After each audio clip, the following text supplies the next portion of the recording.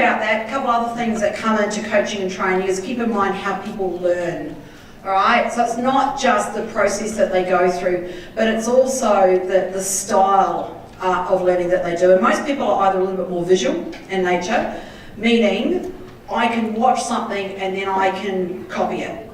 Some people are auditory, which means they need to logically go explain it to themselves and be able to ask questions and have it in a procedural order. And other individuals are more kinesthetic. And by kinesthetic, what I mean is they actually have to physically do it for themselves. Now, a lot of the time, you have no idea what style of individual you've got. So, in terms of your coaching style, here's what we recommend. If you can't do it, why would I?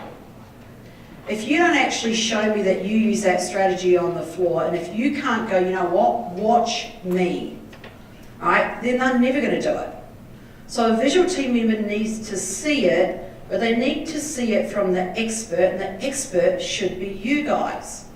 As a business owner, as a store manager, as an assistant manager, I should be the person who can do it over and above anyone else. All right? Because if I can't, then all I'm doing is telling. And a lot of coaching is telling people what we want, telling what we expect, but not actually doing it ourselves. So we're going to lead from the front.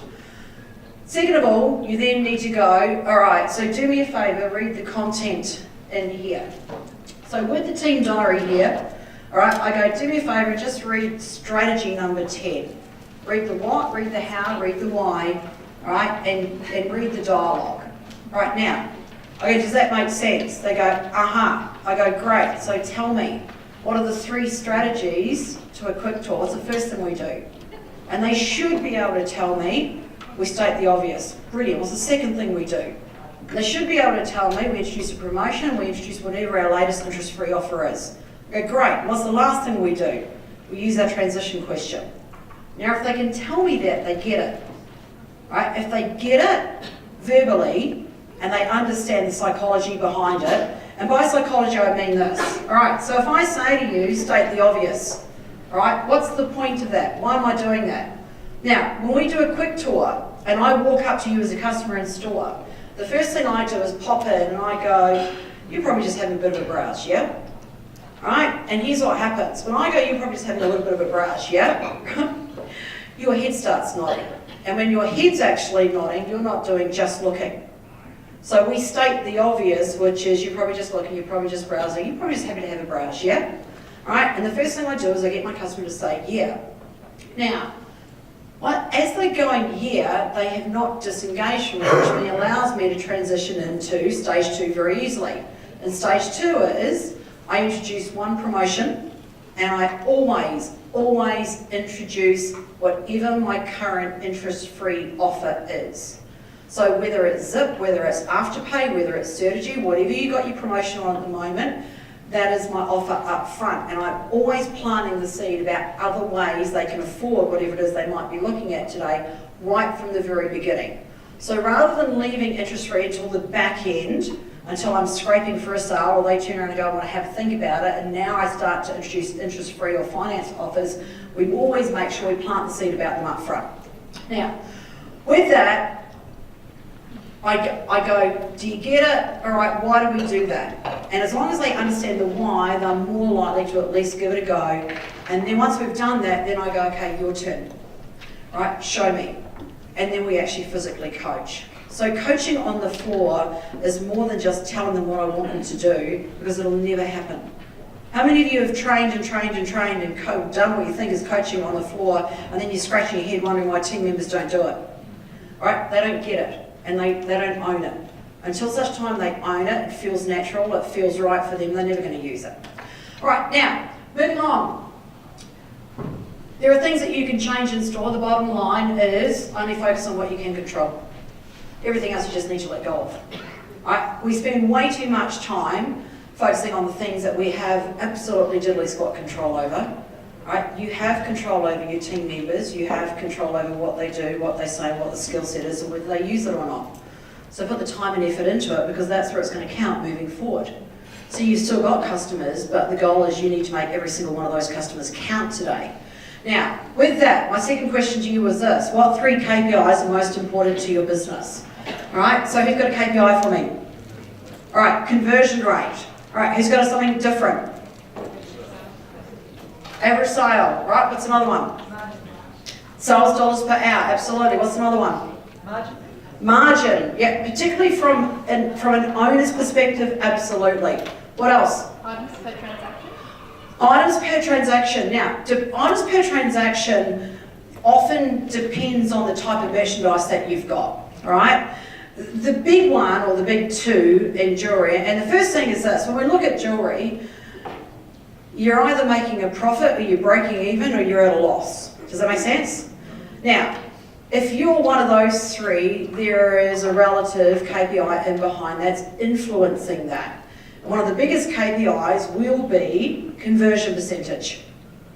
Right? Conversion percentage every single time is how many customers out of every 10 are you converting. Now think about if you were to ask your team members in store, your salespeople, what their conversion percentage is, what sort of number do you think they'd give you out of 100%?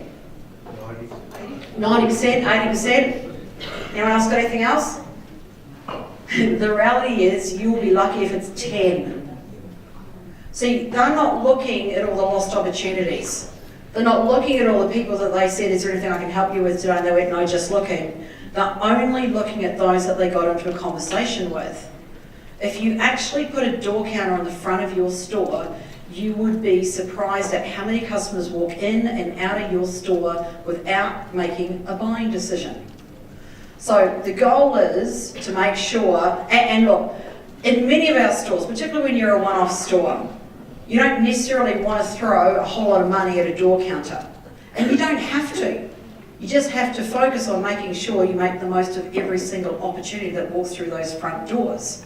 Right? For the money that you would spend on a door counter, put the time and effort into training and upskilling.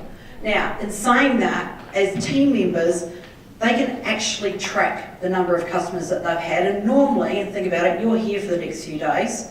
Right? If they're not making sales over the next few days, what's the first thing you hear when you call in at the end of the day? It's really quiet. All right, it's been quiet. All right, now what does that's been quiet mean? See, I hear it's been quiet all the time, but in jewellery stores, I notice there is actually a constant trail of customers, and it is consistent. The difference is whether you get to them and how many you're actually getting into a conversation with in the first place, and what your team members are doing and saying. Now, the second key point here, in conversion percentage, most of you won't actually track conversion percentage because you don't have a black and white door counter, which means it's a fudge number. It's a fudge factor, it's not real. So therefore, the number that you can track and control, and should be, by store, by department, by sales team member, is actually your transactions per hour. You want to know how good your team members are at closing. Now the reality is this: in jewellery stores, that number trends at about 0.6, 0.7, meaning very few stores would have sales team members that are actually closing one transaction every hour on the hour. The only time I see one transaction per hour is when a jewellery business has a repairs department, or when you have a lot smaller items, for example, something like a Pandora type thing. And you might see more than one transaction per hour. But in a typical jewellery store, and again, transactions per hour will often have a bearing on your average value also. So you might get someone who's got a 0.5 transactions per hour. Please note, 0.5 transactions per hour means it takes you 2 hours to close the sale. Your store's open 8 hours, you make 4 sales for the day. So what do you do for the rest of the day? Is it lost sales, or is it time to upskill and develop? Because you've got one or the other. You've either got lots of customers that we're serving and we're actually not closing sales, or you've got plenty of time on your hands. What are you doing with that time? So make the most of the time that you've got with the team members that you've got. Now, of course, it's possible you could have a higher transactions per hour and a lower average value. And you'll often see that. Very rarely in jewellery do I see anyone over the 1 transaction per hour mark, but it is important. Why it's important, it's about the mindset, the coaching, what we do with our day. It's also a goal. The goal is this. Your goal is actually to achieve 1 transaction per hour. You would hope that in a jewellery store you could close at least 1 sale every hour on the hour, right? Now, in saying that, look at your team members and please note what their average value is. So in jewelry stores, you're going to have a real mishmash. You'll have some individuals that are trending at $100. Now show me a diamond for $100. Right? Most will trend around the $200 to $300 mark. Right? Higher end stores will be $700 plus. Right? And it shows you what team members are selling. It also shows you, I often find, particularly in quite a larger format store when I've got a great salesperson, I'll often find that sometimes they're a bit of a cherry picker also. Meaning they hang on this side of the store. They physically won't go and serve anyone who stops in your silver section. Right? So there's a lot of lost opportunity sometimes because we've got team members that won't cover the entire store. Then you also have team members that are confident with silver, a lower priced unit or a lower priced piece, but don't have the confidence to sell 4 carat worth of diamond. Right, so that can influence your business also. And that's why we say it's not just operations, it's product knowledge across your entire business is what you should be focused on, every single team member, every single day.